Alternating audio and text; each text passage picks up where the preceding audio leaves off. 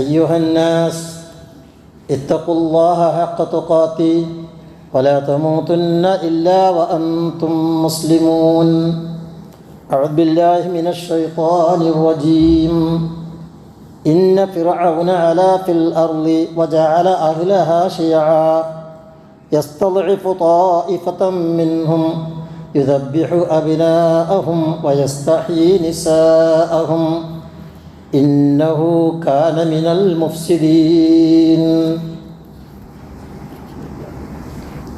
ബഹുമാന്യരായ സഹോദരന്മാരെ, സഹോദരികളെ, അള്ളാഹുവിൻ്റെ വിധിവിലക്കുകൾക്കനുസരിച്ച് തഖ്വയുള്ള ജീവിതം എപ്പോഴും നയിക്കണമെന്ന് ആദ്യമായി എവരെയും ഉപദേശിക്കുകയാണ്, വസിയത്ത് ചെയ്യുകയാണ്.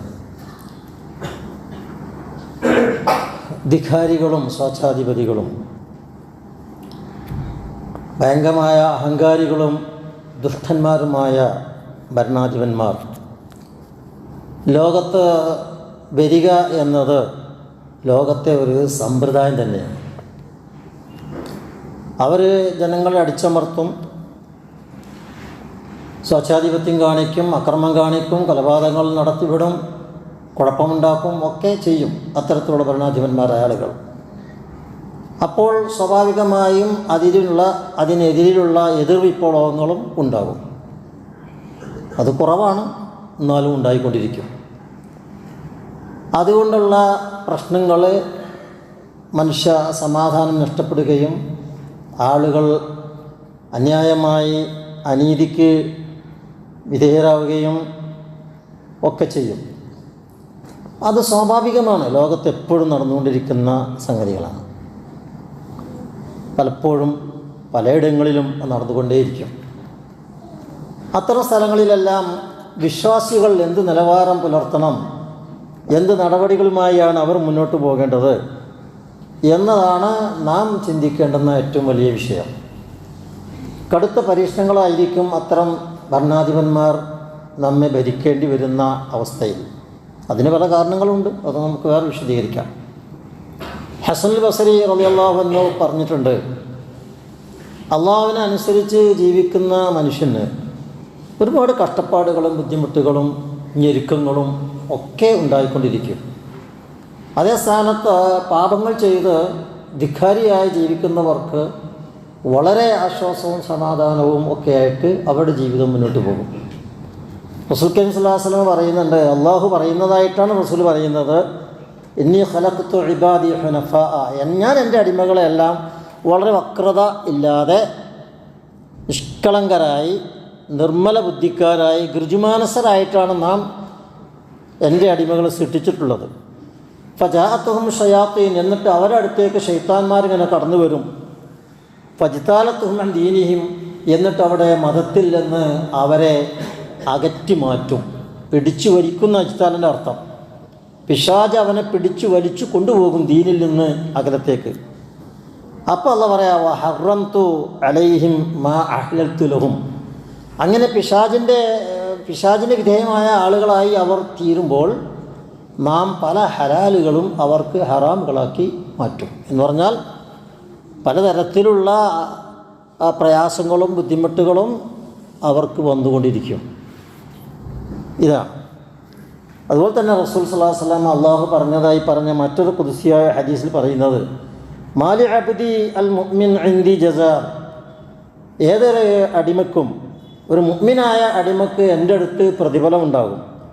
ഇതാ ഖബലത്ത് സഫിയഹു മിൻ അഹ്ലി ദുനിയ, അവന് ഏറ്റവും ഇഷ്ടപ്പെട്ട, അവൻ്റെ കണ്ണിലുണ്ണിയായ, അവൻ്റെ ഓമന സന്തതിയായ, അവനേറ്റവും ഇഷ്ടപ്പെട്ട ഭാര്യയോ ഉമ്മയോ പിതാവോ മക്കളോ സഹോദരിമാരോ ആത്മമിത്രങ്ങളോ ഒക്കെയായിട്ടുള്ള ആളുകൾ അത് അദ്ദേഹത്തിന് നഷ്ടപ്പെട്ടാൽ അല്ലാഹു സുബ്ഹാനഹു വ തആല ഹത്തസിബുഹു ഇല്ലൽ ജന്ന, സ്വർഗം തന്നെയാണ് നാം അവന് കൊടുക്കുക. അപ്പോൾ കഷ്ടപ്പാടുകളും ബുദ്ധിമുട്ടുകളും എന്നും എക്കാലത്തും വിശ്വാസികളുടെ പിന്തുടർച്ചയായി വരുന്നതാണ്. ഏറ്റവും വലിയ മഹാവിശ്വാസികളായിരുന്ന പ്രവാചകന്മാരാണ് ഏറ്റവും കൂടുതൽ പരീക്ഷണത്തിന് വിധേയമായിട്ടുള്ള ആളുകൾ. കടുത്ത പരീക്ഷണങ്ങൾക്കാണ് അവർ വിധേയരാകാറുള്ളത്. ഇബ്രാഹിം അലൈഹി സ്വലാത്തു വസ്സലാമിൻ്റെയും നൂഹ് അലൈഹി സ്വലാത്തു വസ്സലാമിൻ്റെയും പ്രവാചകന്മാരെല്ലാവരുടെയും ചരിത്രങ്ങൾ അതാണ് പഠിപ്പിക്കുന്നത്. എല്ലാ കാലത്തും ഫിറഔന്മാരായ ആളുകളുണ്ടാകും. ഫിറൗനിനെ പറ്റി അള്ളാഹ് പറഞ്ഞത് ഇന്ന ഫിറഔന അലാ ഫിൽ അർളി തന്നെയാണ്. ഭൂമിയിൽ ഭയങ്കരമായ പൊങ്ങച്ചവും അഹങ്കാരവും അയാൾ കാണിച്ചു. വജഅല അഹ്ലഹാ ശിയഅ, നാട്ടുകാരെ ഭിന്നിപ്പിച്ചു. അത് പല ഭരണാധിപന്മാർക്കും സ്വേച്ഛാധിപതികളായ ധിക്കാരികളായ അഹങ്കാരികളായ ഭരണാധിപന്മാരുടെ സ്ഥിരം പതിവാണ് വജഅല അഹ്ലഹാ ശിയഅൻ, ആളുകളെ വിഭജിക്കുക. മതത്തിൻ്റെ പേരിൽ, വർഗത്തിൻ്റെ പേരിൽ, ഭാഷയുടെ പേരിൽ, നിറത്തിൻ്റെ പേരിൽ, നാട്ടിൻ്റെ പേരിൽ, പലതിൻ്റെയും പേരിൽ. നമ്മുടെ ഇന്ത്യയിൽ നടക്കുന്നത് അതാണ്, ബ്രിട്ടീഷുകാർ ചെയ്തത് അതാണ്. അതുപോലെ യസ്തളിഉ തായിഫത്തൻ മിൻഹും, ഒരു വിഭാഗം മറ്റൊരു വിഭാഗത്തെ അടിച്ചമർത്തും. മുന്തിയ ജാതി താഴ്ന്ന ജാതി എന്ന് പറഞ്ഞിട്ട് ജനങ്ങളെ തട്ടിതിരുത്തി തട്ടുകളാക്കി മാറ്റി അവിടെ പീഡിപ്പിക്കുകയും മർദ്ദിക്കുകയും ഒക്കെ ചെയ്യും. മറ്റൊന്ന് ഇത് അഭിനാഹം, ശരിക്കും അവർ വംശഹത്യ നടത്തും, സന്താനങ്ങളെ നശിപ്പിക്കുക. അതാണിപ്പോൾ നമ്മുടെ നാട്ടിലൊക്കെ നടക്കുന്നത്. മണിപ്പൂരിലൊക്കെ നടന്നത് അതാണ്. ഒരു വിഭാഗത്തെ തുടച്ചെടുത്ത് നീക്കുക. മ്യാൻമറിൽ സംഭവിച്ചതാണ്. ഇസ്രായേലിൽ ഇപ്പോൾ നെതന്യാഹു നടത്തിക്കൊണ്ടിരിക്കുന്ന അതാണ്. കൊന്നുകൂട്ടുക ആളുകളെ. വയസ്തഹി നിസാഹും, സ്ത്രീകളെ അപമാനിക്കുക, അല്ലെങ്കിൽ അവരെ ജീവിക്കാൻ വിട്ടേക്കുക. സ്ത്രീകളെ കൊല്ലുന്നത് ഒരു ഭാഗത്തുണ്ട്. അതിനോടൊപ്പം ഏറ്റവും വലിയ ശിക്ഷയാണ് ആണുങ്ങളെ കൊന്നുകളെ, ആൺകുട്ടികളൊക്കെ കൊല്ലുക, പെൺകുഞ്ഞുങ്ങളെ വെറുതെ വിട്ടേക്കുക. കാരണം പെണ്ണുങ്ങളെയാണല്ലോ ഇവർക്ക് എപ്പോഴും ആവശ്യം. അടിമകളായിട്ടും അവരുടെ വെപ്പാട്ടികളായിട്ടും ഒക്കെ പെണ്ണുങ്ങളെന്നും ആവശ്യമാണ് എല്ലാവർക്കും. അതുകൊണ്ട് പെണ്ണുങ്ങളെ ജീവിക്കാൻ വിടുക, അല്ലെങ്കിൽ അവരെ അപമാനിക്കുക, അവരെ ബലാത്സംഗം ചെയ്തിട്ടൊക്കെ അവർ നശിപ്പിക്കുക. ഇന്നഹു കാന മിനൽ മുഫ്സിദീൻ. എന്നിട്ട് അള്ളാഹ് പറയാ, ആ ഫിർഔൻ ഭയങ്കര കുഴപ്പക്കാരനായിരുന്നു ഭൂമിയിൽ. ഇന്ന ഫിർഔന വഹാമാന വജുനൂദുഹുമാ കാനൂ ഖാതിഈൻ. ഒരു സ്ഥലത്ത് അള്ളാഹ് പറയാ, ഫിർഔനിനൊത്ത ഒരു ആഭ്യന്തരമന്ത്രി ഉണ്ടായിരുന്നു, ഭയാനകനായ സമ്പന്നൻ, കോടീശ്വരൻ, ഹാമാൻ എന്നാണ് പേര്. ആ ഫിർഔനും ഹാമാനും അവിടെ സൈന്യങ്ങളും മഹാ അബദ്ധങ്ങളായിരുന്നു ചെയ്തിരുന്നത്. അവരിൽ കത്തിയന്ന ഐദിയക്കും അർജുലക്കും മിൻ ഖിലാഫിൻ, കൈ ഛേദിച്ചാൽ വലത് കൈ ഛേദിച്ചാൽ ഇടതുകാൽ, ഇടത്തെ കൈ ഛേദിച്ചാൽ വലതുകാൽ, ഇങ്ങനെ എതിരായിക്കൊണ്ട് അവരെ അംഗവൈകല്യങ്ങൾ വരുത്തുക. നെതന്യാഹു ചെയ്തുകൊണ്ടിരിക്കുന്ന ഇപ്പം അതാണ്. ഇസ്രായേലിലെ, മ്യാൻമറിൽ ചെയ്തത് അതാണ്. ഇന്ത്യയിൽ ചെയ്തുകൊണ്ടിരിക്കുന്നത് അതാണ്. സുമ്മല ഉസല്ലിബന്നക്കും അജ്മഈൻ, ക്രൂശിൽ കയറ്റും, ജീവിതം കുരിശിലാക്കും. കൊന്നിട്ടില്ലെങ്കിൽ ജീവിതം തന്നെ ആകെ തൊലച്ചു കളയും. ഇത്തരം ഘട്ടങ്ങൾ നാടുകളിൽ അരങ്ങേറുമ്പോൾ വിശ്വാസികൾ എന്തു വേണം? അവർ നിരാശപ്പെടാൻ പാടില്ല, അവർ പരിഭ്രമിക്കാൻ പാടില്ല. അവിടെ അസ്തിത്വം പ്രതിസന്ധിയിലാണ് എന്നവർ തീരുമാനിക്കരുത്. അടിച്ചമർത്തപ്പെടുകളും ഒക്കെ ഉണ്ടാകുമ്പോൾ അതിൽ നിന്ന് അവർക്ക് ഫിനിഷ് പക്ഷികളെപ്പോലെ ഈമാനും ഊർജവും തവക്കലും ശക്തിയും സംഭരിക്കുകയാണ് അവർ ചെയ്യേണ്ടത് എന്നാണ്. കാല മൂസാലി ഖൗമിഹി ഇസ്തഈനു ബില്ലാഹി വസ്ബിറു. മൂസാ നബി അലൈഹിസ്സലാത്തു വസ്സലാം തൻ്റെ ജനതയോട് പറഞ്ഞല്ലോ, ഈ ജാതി മർദ്ദനങ്ങളൊക്കെ ഫിർഔനെ അഴിച്ചു വിട്ടപ്പോൾ നിങ്ങൾ അള്ളാഹുവിനോട് സഹായം അഭ്യർത്ഥിക്കൂ, ക്ഷമാശീലരായി മുന്തിയ ക്ഷമയോടുകൂടി നിങ്ങൾ മുന്നോട്ട് പോകൂ. എന്താണ് പ്രതീക്ഷ? ഇന്നൽ അർള ലില്ലാഹ്, ഈ ഭൂമി അള്ളാൻ്റെതാണ്. നമ്മുടെ മനസ്സിൽ എപ്പോഴും ഉണ്ടാകേണ്ട ഒരു ചിന്തയാണത്. ഈ ഭൂമിയും ഭൂമിയിലുള്ളതും ഞാനും നിങ്ങളും എല്ലാം അള്ളാൻ്റെതാണ്. യൂരിസുഹ മൻ യശാഉ മിൻ ഇബാദി, അള്ളാഹ് അവൻ്റെ അടിമകളിൽ ഇഷ്ടപ്പെട്ടവർക്കത് കൊടുക്കുന്നതാണത്. അള്ളാഹിൻ്റെ ഇഷ്ടത്തിൽ ഒരുപാട് മാനദണ്ഡങ്ങളുണ്ട്. അള്ളാഹ് തീരുമാനിക്കുന്നതാണത്. അവൻ ഫഅാലുൻ ലിമാ യുരീദാണ്. അവൻ വിചാരിച്ചത് ചെയ്യുന്നവനാണ് അള്ളാഹു. വൽ ആഖിബത്തുൽ മുത്തഖീൻ. പക്ഷേ അവിടെയെല്ലാം തഖ്വ ഉൾക്കൊണ്ടുകൊണ്ട് ജീവിതത്തിൽ സൂക്ഷ്മത പാലിച്ച് മുന്നോട്ട് പോയാൽ അവർക്കാണ് അന്തിമ വിജയം. ഇതാണ് അള്ളാഹു നൽകുന്ന ഏറ്റവും വലിയ പ്രതീക്ഷ. അപ്പോഴും ചോദിച്ചു പോകും, മൂസാ അലൈഹി സ്വലാത്തു വസ്സലാം വന്നിട്ട് ബനി ഇസ്രായേലിന്റെ രക്ഷകനായി മുന്നോട്ട് പോയി. അവനെ തൂരിസി പിന്നെ ചെങ്കടൽ കടന്ന് അവർ രക്ഷപ്പെടുത്തി കൊണ്ടുവന്നു. അങ്ങനെ പലപ്പോഴും പലതും സംഭവിച്ചല്ലോ. അപ്പോഴൊക്കെയും മർദ്ദനങ്ങളും പീഡനങ്ങളും ഭരണാധിപന്മാരുടെ അക്രമങ്ങളും ഒക്കെ പെരുകുകയാണ് ചെയ്തത്. അപ്പോൾ വിശ്വാസികളായ ആളുകൾ മൂസാ നബിയോട് എതിർത്ത് ചോദിച്ചു, കാലു ഊദീനാ മിൻ ഖബൽ, നേരത്തെ ഞങ്ങൾ കഷ്ടത്തിലായിരുന്നു, തീയന നീ ഞങ്ങൾക്ക് വരുന്നതിന് മുമ്പ്, ഓമിൻ ബഅദിമാ ജയതന, ഇപ്പോൾ ഞങ്ങൾ രക്ഷകനായി വന്നിട്ടും ഞങ്ങൾക്ക് സമാധാനവും ശാന്തിയുമില്ലല്ലോ. അപ്പോൾ അതിന് മറുപടി അല്ല പറഞ്ഞത്, കാല അസാ റബ്ബുക്കും യുഹ്ലിക അദുവക്കും, നിങ്ങൾ ക്ഷമിക്കുക, നിങ്ങളെ ശത്രുവിനെ അല്ലാഹു തആല നശിപ്പിച്ചിട്ട് ഒരു വൈക്കാക്കും, അതുവരെ നിങ്ങളൊന്ന് അടങ്ങി നിൽക്കൂ. സമയമുണ്ട് എല്ലാവർക്കും എല്ലാത്തിനും, ആ സമയം കൊടുത്തതാണ് അവർക്ക്. ഇസ്ലാമിക ഭരണങ്ങൾ നടന്നിടത്തൊന്നും ഇങ്ങനെ ആയിരുന്നില്ലല്ലോ. അന്ന് ലോകത്തുള്ള സർവ്വ മനുഷ്യർക്കും സമാധാനം ഉണ്ടായിരുന്നു. 700-800 കൊല്ലക്കാലം ഇന്ത്യ മുഗളന്മാർ ഭരിച്ചിരുന്നു. ഇവിടെ ഒരു വർഗീയ കലാപം ഉണ്ടായ ചരിത്രം കാണുന്നില്ല, ഒരു അടിച്ചമർത്തലുണ്ടായിട്ടില്ല. ഇവിടെയുള്ള കീഴ്ജാതിക്കാർക്ക് അവരുടേതായ സ്വാതന്ത്ര്യപ്രകാരം അവർ കാട്ടിലാണോ നാട്ടിലാണോ വീട്ടിലാണോ എവിടെയായാലും അവർക്ക് ജീവിക്കാൻ കഴിഞ്ഞിരുന്നു. രാജ്യത്തിൻ്റെ പുരോഗതി വളരെ ഉന്നതിയിലായിരുന്നു. രാജാക്കന്മാരാണ് ഭരിച്ചിരുന്നതെങ്കിലും പൊതുജനങ്ങൾക്ക് നീതി കിട്ടിയിരുന്നു. 800 കൊല്ലം കൃത്യം പറഞ്ഞാൽ 680 കൊല്ലം മുഗളന്മാർ തന്നെ ഭരിച്ചിട്ടുണ്ട്, അടിമവംശരുടേത് കിഴിച്ചാൽ. അത്തരം കാലഘട്ടങ്ങളിലൊക്കെ നോക്കൂ നിങ്ങൾ, റോമൻ ആധിപത്യം ഉണ്ടായിരുന്ന കാലത്ത് ക്രൈസ്തവ ഓർത്തഡോക്സ് വിഭാഗത്തിന് ക്രൂരമർദ്ദനങ്ങളായിരുന്നു അനുഭവിച്ചിരുന്നത്. റോമക്കാരായ ചക്രവർത്തിമാർ ഭരിച്ചിരുന്നപ്പോൾ അവർ ക്രിസ്ത്യാനികൾ തന്നെയായിരുന്നു. എന്നിട്ടും അവിടെയുള്ള ക്രിസ്ത്യാനികൾക്ക് ക്രൂരമർദ്ദനങ്ങളും പീഡനങ്ങളുമായിരുന്നു. എന്നിട്ടോ റോമയെ ഇസ്ലാം കീഴടക്കി.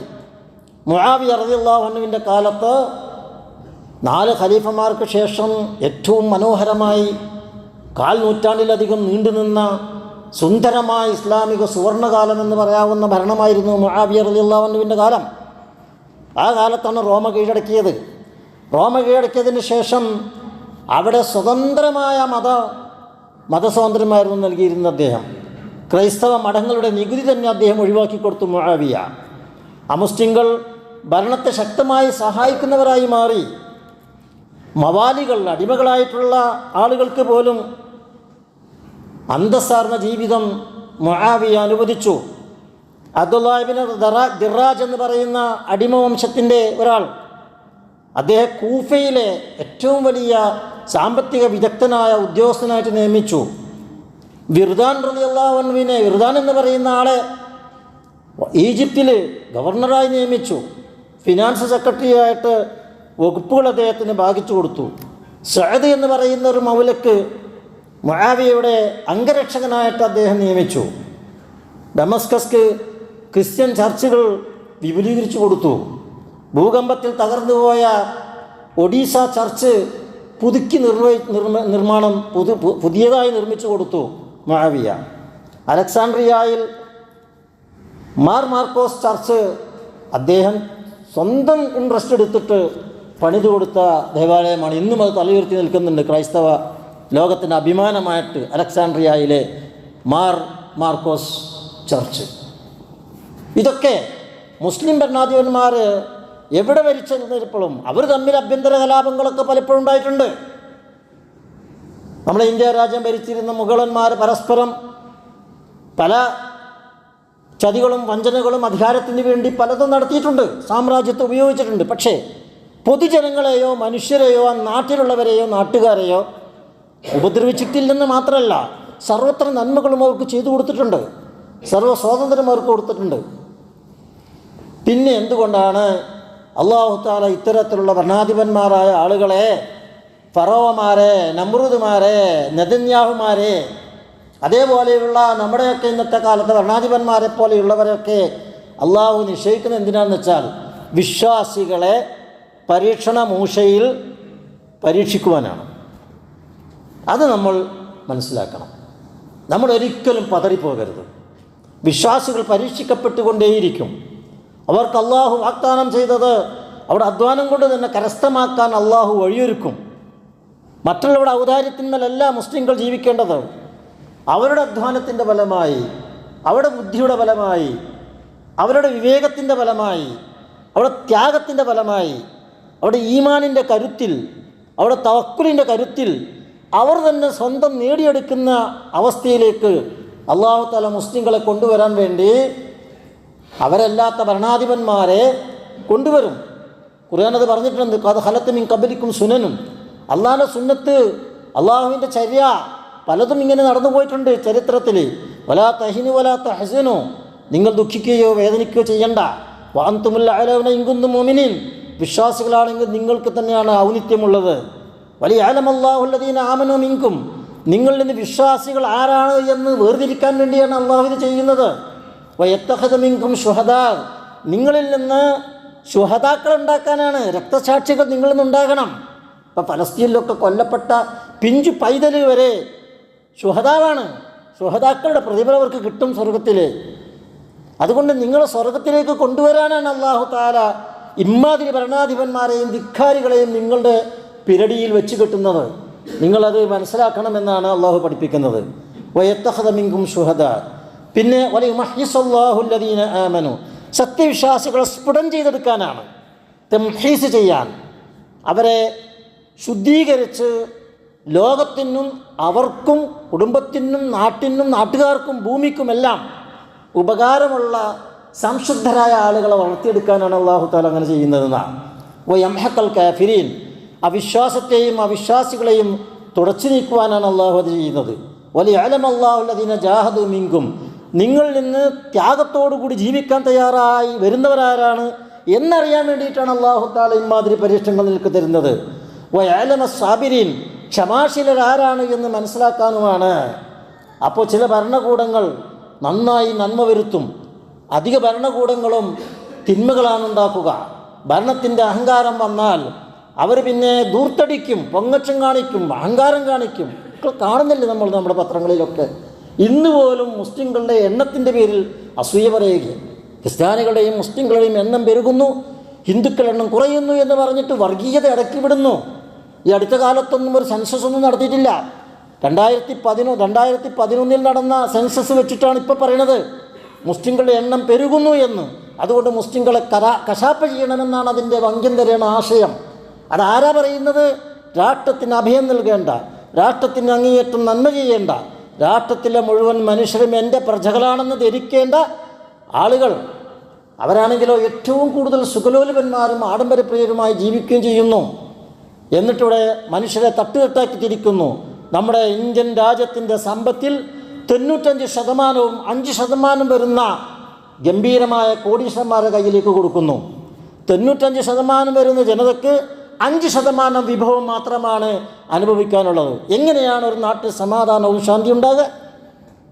ഇങ്ങനെയുള്ള അവസ്ഥകൾ വരുന്നത് അള്ളാഹു കരുതിക്കുട്ടി നിങ്ങൾക്കുണ്ടാക്കുന്നതൊന്നുമല്ല, നിങ്ങളുടെ തന്നെ ചെയ്തികൾ കൊണ്ടുണ്ടാകുന്നതാണ്. അള്ളാഹുവിൻ്റെ റസൂൽ പറയാ, സുമ്മ യതകാദമൂന അലൈഹ തകാദമുൽ ഹമീർ ഫഅലൈക്കും ബിൽ ജിഹാദ് വഇന്ന അഫ്ളൽ ജിഹാദിക്കും അർറിബാത്ത്.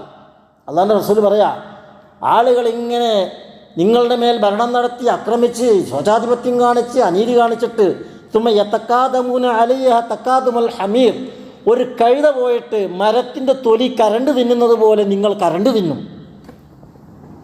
അത്രത്തോളം നിങ്ങൾ ദ്രോഹിക്കും. ആ ഭരണാധിപന്മാരുടെ നഖവും അവരുടെ തേറ്റയും പല്ലും ഉപയോഗിച്ച് നിങ്ങളവർ കാർന്ന് തിന്നും. റസൂലുള്ളാഹി പറയാ, ഫഅലൈക്കും ബിൽ ജിഹാദ്, അപ്പോഴാണ് നിങ്ങളുടെ ജിഹാദ് ഉയരേണ്ടത്, നിങ്ങളുടെ ത്യാഗജീവിതം മുന്നോട്ട് വരേണ്ടത്. വൈന അഫ്ളൽ ജിഹാദിക്കും റിബാത്ത്, നിങ്ങൾ ഏറ്റവും വലിയ ജിഹാദ് എന്താണ്? അതിനു വേണ്ടിയുള്ള മാനസികമായ മുന്നൊരുക്കവും ഭൗതികമായ സമാഹരണങ്ങളുമാണ്. ഇത് നമ്മൾ നടത്തണം. അള്ളാഹു വെറുതെ രക്ഷിക്കുമെന്ന് വിചാരിച്ചിരുന്നിട്ട് രക്ഷിക്കില്ല അള്ളാഹു ആരെയും.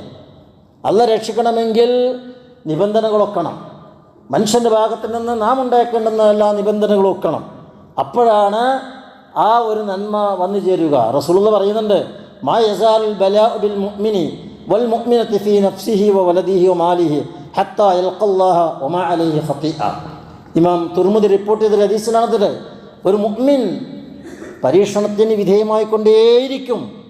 മുഅ്മിനായ പുരുഷനും സ്ത്രീയും അവൻ്റെ സ്വന്തം നഫ്സിൽ അവൻ്റെ മക്കളുടെ കാര്യത്തിൽ, അവൻ്റെ സമ്പത്തിൻ്റെ കാര്യത്തിൽ, അവൻ്റെ അഭിമാനത്തിൻ്റെ കാര്യത്തിലെല്ലാം ഹത്താ യൽഖല്ലാഹ്, അള്ളാഹനെ കണ്ടുമുട്ടുന്നത് വരെ ചിലപ്പോൾ അത് അനുഭവിക്കേണ്ടി വരും. വമാ അലൈഹി ഖത്തിയത്തുൻ, അങ്ങനെ അള്ളാഹനെ കണ്ടുമുട്ടിയാൽ അവനൊരു കുറ്റവും കുറവുമില്ലാത്ത വിശുദ്ധനായ സ്വർഗത്തിലേക്ക് അർഹനായ ആളായിരിക്കും.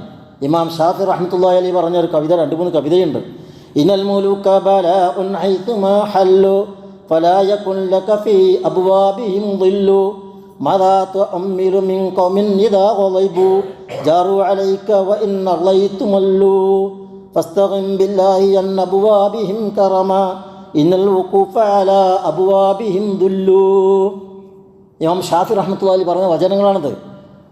രാജാക്കന്മാർ, അധികാരികൾ, ഭരണാധിപന്മാർ അവർ എവിടെ വന്നാലും അവരുടെ വാതുക്കൽ ഒരിക്കലും നിങ്ങൾക്ക് നിഴൽ കിട്ടില്ല. അക്രമികളും അനീതിയും കാണിക്കുന്ന സ്വതാധിപന്മാരായ ഭരണാധിപന്മാരായ അധികാരത്തിൽ വന്നാൽ നിങ്ങൾക്കൊരു തണലും അവിടെ കിട്ടിക്കൊള്ളണമെന്നില്ല. മാതാ തുഅമ്മിലു മിൻ ഖൗമിൻ ഇദാ ഗളബു, എന്നാൽ ജനങ്ങൾ കോപിച്ചാൽ, ജനങ്ങളുടെ ആവേശം ഉയർന്നു വന്നാൽ പിന്നെ ഏത് ജനതയാണ് പിടിച്ചു നിർത്താൻ കഴിയുക? ആ ജനതയോട് എത്ര വലിയ അക്രമം കാണിച്ചാലും അവരതിൽ തൃപ്തിപ്പെടുകയില്ലല്ലോ. അതുകൊണ്ട് ഫസ്തഗിൻ ബില്ലാഹ്, അള്ളാഹുവിൽ നിങ്ങൾ സമ്പന്നനായി കാണുക, അള്ളാഹുവിൽ നിങ്ങൾ അഭയം തേടുക. അൻ അബ്വാബിഹിം കറമ, അവരുടെ വാതിക്കൽ പോയിട്ടല്ല നിങ്ങളുടെ അന്തസ്സ് അഭിമാനവും കാണിക്കേണ്ടത്. ഇന്നൽ വുഖൂഫ അലാ അബ്വാബിഹിം ദുല്ലു, അവരുടെ വാതിക്കൽ നിങ്ങൾക്ക് നിന്ദയായിരിക്കും ഉണ്ടാകുക. അതുകൊണ്ട് അവരുടെ മുമ്പിൽ ഓച്ചാനിച്ച് നിന്ന് കൂറുമാറി വോട്ട് ചെയ്ത് പണം വാങ്ങി പാർട്ടി മാറി അവരുടെ ഏഴാംകൂലികളായി നിൽക്കുകയല്ല നിങ്ങൾ വേണ്ടത്. നിങ്ങളുടെ ഈമാൻ, നിങ്ങളുടെ ഇഹ്സാൻ, നിങ്ങളുടെ തവക്കുല്, നിങ്ങളുടെ ത്യാഗം, നിങ്ങളുടെ ത്യാഗോജ്ജലമായ ജീവിതം അതിനു മുമ്പിൽ നിങ്ങൾ സമർപ്പിക്കാൻ തയ്യാറാകുക. ഇതാണ് വിശ്വാസികൾ അത്തരം രംഗങ്ങളിൽ ചെയ്യേണ്ടത് എന്നാണ് ഈ വചനങ്ങളെല്ലാം നമ്മെ പഠിപ്പിക്കുന്നത്. അതുകൊണ്ട് സർവാധിരാജനായ അള്ളാഹുവിൽ അഭയം തേടിക്കൊണ്ട് നമ്മൾ ധീരന്മാരും ഒരിക്കലും ദുഃഖിതരോ ഖിന്നിതരോ കഷ്ടപ്പെടുന്നവരാണ് ഞങ്ങൾ നിന്ദ്യരാണ്, ഞങ്ങൾ അടിച്ചമർത്താണ് എന്നൊന്നും തോന്നാതെ, അന്തസ്സും അഭിമാനവും കളയാതെ, ആരുടെയും മുമ്പിൽ തലകുനിക്കാതെ നിങ്ങൾ തല ഉയർത്തി ജീവിക്കണം എന്നതാണ് അള്ളാഹും റസൂലും വിശ്വാസികളോട് ഉപദേശിക്കുന്നത്. റഹ്മാനായ അല്ലാഹു സുബ്ഹാനഹു വ തആല നമുക്ക് അത്തരത്തിലുള്ള അന്തസ്സാർന്നൊരു ജീവിതം നയിക്കാൻ തൗഫീഖ് ചെയ്തു തരുമാറാകട്ടെ.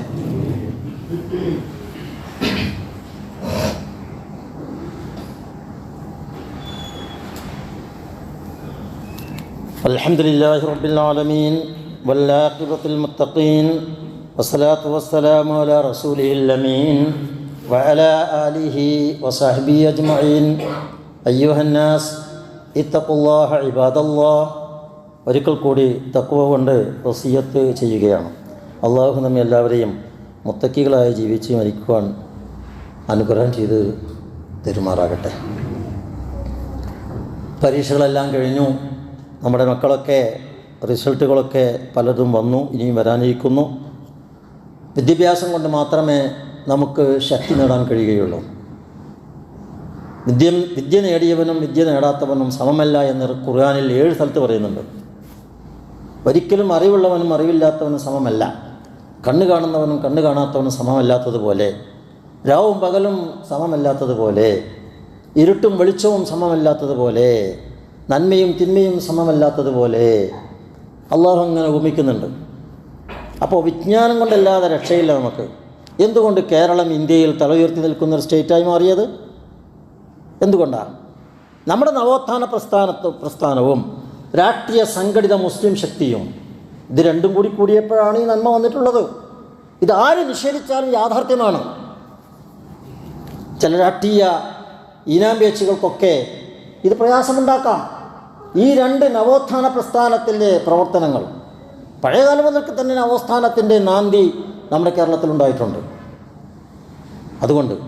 അതുപോലെ തന്നെ മുസ്ലിങ്ങളുടെ ഐക്യം, അവരുടെ രാഷ്ട്രീയ സംഘടിത ശക്തി അതവർക്ക് ഇജ്ജത്ത് നൽകിയിട്ടുണ്ട്. ഇന്ത്യ രാജ്യത്ത് എവിടെ പോയാലും കിട്ടുന്നതിനേക്കാളേറെ കേരളം മാതൃകാപരമായ രാജ്യമായി നിൽക്കുന്നുണ്ട്. വിദ്യാഭ്യാസം കൊണ്ടെല്ലാം നേടിയെടുക്കാൻ കഴിയില്ല. ആണും പെണ്ണും പരമാവധി നല്ല വിദ്യാഭ്യാസം നേടണം. പക്ഷേ ആ വിദ്യാഭ്യാസം എന്താകരുത്? അത് വെറും ഭൗതികമായി അതപ്പതിക്കാൻ പാടില്ല. ഇനിയുള്ള കാലത്തൊന്നും റിസർവേഷൻ പ്രതീക്ഷിക്കേ വേണ്ട. ആര് ഭരിച്ചാലും, ഇതിനേക്കാൾ മുന്തിയ ഭരണം വന്നാലും ഇനി അധികകാലമൊന്നും മുസ്ലിങ്ങൾക്ക് റിസർവേഷൻ കിട്ടൂല, കിട്ടണ്ട. നേരത്തെ ഷാഫി പറഞ്ഞ മാതിരി എന്തിന് നിങ്ങൾ അവരുടെ മുമ്പിൽ നിങ്ങൾ ഇച്ഛാഭങ്കരായി നിൽക്കേണ്ട ആവശ്യം എന്താ? ഓച്ചാനിച്ച് നിൽക്കേണ്ട ആവശ്യം എന്താ? നിങ്ങൾ അന്തുമില്ല ആലോന ഇൻകുന്തും മുഅ്മിനീൻ, ദൃഢവിശ്വാസികളാണെങ്കിൽ നിങ്ങളായിരിക്കും ഉന്നത ജാതിക്കാർ, മുന്തിയ ആളുകൾ. നിങ്ങൾ ബാക്ക്വേർഡ് കമ്മ്യൂണിറ്റി അല്ല. ബാക്ക്വേർഡ് കമ്മ്യൂണിറ്റിയുടെ സർട്ടിഫിക്കറ്റ് വാങ്ങാൻ വേണ്ടി ബാക്ക്വേർഡ് കമ്മ്യൂണിറ്റിയിൽപ്പെട്ട ഏറ്റവും മോശക്കാരൻ ഉന്നതിയിലെത്തിയതിൻ്റെ അടുത്താണ് സർട്ടിഫിക്കറ്റ് വാങ്ങാൻ പോകുന്നത് നമ്മൾ. മുസ്ലിങ്ങൾ അങ്ങനെ ചെയ്യേണ്ട ആവശ്യമില്ല. അതുകൊണ്ട് നമ്മൾ ഈ തലമുറയെ വിദ്യാഭ്യാസം നൽകുക പരമാവധി. ആ വിദ്യാഭ്യാസത്തെ ധാർമ്മികത അടിയുറപ്പിക്കണം. അവർക്ക് ഏറ്റവും അധികം വിദ്യാഭ്യാസം നൽകേണ്ട സമയത്ത് അവർക്ക് ആ ദീനീബോധം നൽകണം. 14 വയസ്സിൻ്റെയും 21 വയസ്സിൻ്റെയും ഇടയിലാണ് ഏറ്റവും കൂടുതൽ ധാർമ്മിക വിദ്യാഭ്യാസം മക്കൾക്ക് കൊടുക്കേണ്ട സമയം. നമ്മുടെ മദ്രസകളിൽ നിന്നും ഒക്കെ 4-ാം ക്ലാസ് 4 വയസ്സ് 5 മുതൽക്ക് 8 10 വയസ്സ് 12 വയസ്സ് വരെ മദ്രസ കിട്ടിയാൽ പിന്നെ മദ്രസ ഇല്ല. അതുപോരാ, യഥാർത്ഥത്തിൽ അവിടെ നൈസർഗിക ശക്തികൾ ജനിച്ചു വളരുന്നതും മാനസികമായ വളർച്ച പ്രാപിക്കുന്നതും ലോകത്തെക്കുറിച്ചുള്ള പരിചയം നേടുന്നതും ബുദ്ധിപരമായ ഏറ്റവും കൂടുതൽ വളർച്ച പ്രാപിക്കുന്നതും എല്ലാത്തിനെയും തിരിച്ചറിവോടുകൂടി കാണുകയും ചെയ്യുന്ന പ്രായം 14 വയസ്സ് മുതൽ 21 വയസ്സിനിടയിലുള്ള കാലഘട്ടമാണ്. ആ കാലഘട്ടത്തിൽ ധാർമ്മികമായ വിദ്യാഭ്യാസം അവർക്ക് നൽകാൻ നാം പരിശ്രമിച്ചിട്ടില്ലെങ്കിൽ നമ്മുടെ തലമുറയെ നമുക്ക് പിടിച്ചെടുത്ത് കിട്ടില്ല. അതുകൊണ്ട് ശക്തി ആർജിച്ച് മുന്നേറണമെങ്കിൽ വിദ്യാഭ്യാസം കൊണ്ട് തന്നെയായിരിക്കണം. പരീക്ഷകളും പരീക്ഷണങ്ങളുമൊക്കെ സധൈര്യം നാം നേരിടണം. തോറ്റുപോയതിൻ്റെ പേരിൽ ഒരു പരീക്ഷയ്ക്ക് 10ാം ക്ലാസ്സിൽ തോറ്റു, അല്ലെങ്കിൽ +2 തോറ്റു, അല്ലെങ്കിൽ ഡിഗ്രി തോറ്റു, അത് ജീവിതത്തിൻ്റെ ഒന്നുമല്ല യഥാർത്ഥത്തിൽ. അതിനേക്കാൾ വലിയ പുരോഗതികൾ മുമ്പിൽ വരുന്നുണ്ട്. LKGയിൽ അഡ്മിഷൻ കിട്ടാത്തതിൻ്റെ പേരിൽ ആത്മഹത്യ ചെയ്യുന്ന മാതാപിതാക്കളുണ്ടായാൽ എങ്ങനെയാണ് ഇവിടെ നാട് നന്നാവുക? അതല്ല വേണ്ടത്. പരാജയം വിജയത്തിന് മുന്നോടി എന്ന് നമ്മൾ പറയാറുള്ള സത്യമാണ്. ഏതൊരു കുട്ടിയും പലതവണ കാല് തെറ്റി വീണിട്ടാണ് നന്നായി നടക്കാൻ പഠിക്കൽ. അതുപോലെ തന്നെയാണ് എല്ലാ വിഷയത്തിലുള്ളത്. അതുകൊണ്ട് വിദ്യാഭ്യാസപരമായി വളരെ വിവേകത്തോടു കൂടി നമ്മുടെ മക്കളെ കൊണ്ട് തന്നെ നല്ല വിദ്യാഭ്യാസം തിരഞ്ഞെടുപ്പിക്കുക. മാതാപിതാക്കൾ അതിനു വേണ്ടി പരിശ്രമിക്കുക. നമ്മൾ ഒരു വിദ്യാഭ്യാസ ഓർമ്മയിൽ അടിച്ചേൽപ്പിക്കേണ്ട. ഒരു സയൻസ് ബോധമില്ലാത്ത ഒരു കുട്ടിയെ ഡോക്ടറാക്കാൻ പരിശ്രമിക്കേണ്ട ആവശ്യമില്ല. ഒരു ക്വാളിറ്റിയും കാണിക്കാത്തൊരു കുട്ടിയെ എൻജിനീയറാക്കണം, ഡോക്ടർ എൻജിനീയർ ആയാലേ മക്കളാവുള്ളൂ എന്നൊന്നും വിചാരിക്കേണ്ട. എന്തെല്ലാം കോഴ്സുകളാണ്, ആയിരക്കണക്കിന് കോഴ്സുകളുണ്ട് ഇന്ത്യയിൽ, എല്ലാവർക്കും പഠിക്കാൻ പറ്റാകുന്ന. അതുകൊണ്ട് നമ്മുടെ കുട്ടികളുടെ കഴിവുകൾ മനസ്സിലാക്കി അവർക്ക് അവരുടെ കൂടി അഭിപ്രായങ്ങൾ ചോദിച്ച് അതിനോടൊപ്പം നമുക്കൊരു വിവേചന ശക്തിയും ബുദ്ധിയും നമ്മൾ ചെലവഴിക്കും വേണം. ചില കുട്ടികൾക്ക് അതിനെപ്പറ്റി അറിയില്ല. അവർ എന്ത് കോഴ്സ് എന്ന് അവർക്കറിയില്ല. 10ാം ക്ലാസ്സൊക്കെ കഴിഞ്ഞ കുട്ടികളൊന്നും അത്ര വലിയ തൻ്റെ ഇടം വിവേകം ആയിക്കൊള്ളണമെന്നില്ല, പക്വത വന്നിട്ടില്ലാത്തവരാണ്. അതുകൊണ്ട് അവർക്ക് മാർഗനിർദ്ദേശം നൽകുന്ന കോച്ചുകളും ക്ലാസ്സുകളും ഒക്കെ കൊടുത്ത് ഉപദേശം കൊടുത്ത് അവിടെ കഴിവുകേടുകളും കൃത്യമായി മാതാപിതാക്കൾക്കും അധ്യാപകർക്കും അറിയും.